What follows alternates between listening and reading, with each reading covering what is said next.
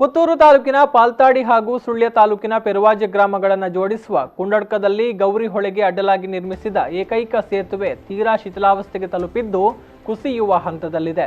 ಈ ಭಾಗದ ಜನರು ಸಂಪರ್ಕ ಕಡಿತದ ಭೀತಿಯನ್ನ ಇದೀಗ ಎದುರಿಸ್ತಾ ಇದ್ದಾರೆ. ಸೇತುವೆಯ ಪಿಲ್ಲರ್ ಶಿಥಿಲಗೊಂಡಿದ್ದು ಅಗಲ ಕಿರಿದಾದ ಈ ಸೇತುವೆಯಲ್ಲಿ ಲಘು ವಾಹನಗಳು ಮಾತ್ರ ಸಂಚಾರವನ್ನ ಮಾಡ್ತಾ ಇದೆ. ಸೇತುವೆಗೆ ಸೂಕ್ತ ತಡೆಗೋಡೆ ಇಲ್ಲದೆ ಮಳೆಗಾಲದಲ್ಲಿ ವಾಹನ ಸವಾರರಿಗೆ ಪುಟ್ಟ ಮಕ್ಕಳಿಗೆ ಇದು ಅಪಾಯಕಾರಿಯಾಗಿದೆ.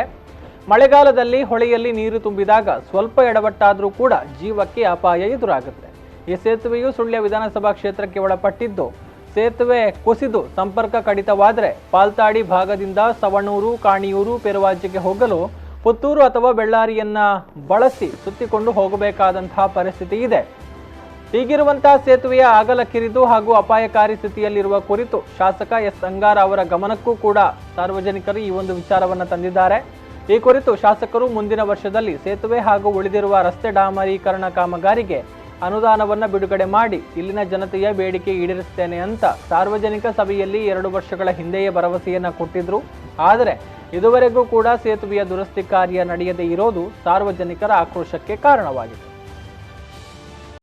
ಇಲ್ಲಿ ಹಲವಾರು ಕಾಲೇಜ್ಗೆ ಹೋಗುವವರಂತಾಗ್ಲಿ ಇಲ್ಲಿ ಚೆನ್ನವರ ಶಾಲೆ ಅಂತಿದೆ, ಅಲ್ಲಿಗೆ ಮಕ್ಕಳೆಲ್ಲ ಹೋಗ್ತಾರೆ.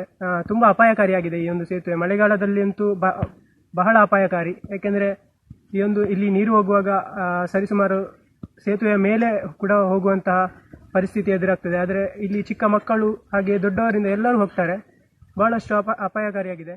2 ವರ್ಷಕ್ಕೆ ಮುಂಚೆ ನಮಗೆ ನಮ್ಮ ಶಾಸಕರು ಇಲ್ಲಿಗೆ ಶಾಸಕರು ಅಂಗಾರ ಆಗ್ತಾರೆ, ಸುಳ್ಯದವರು.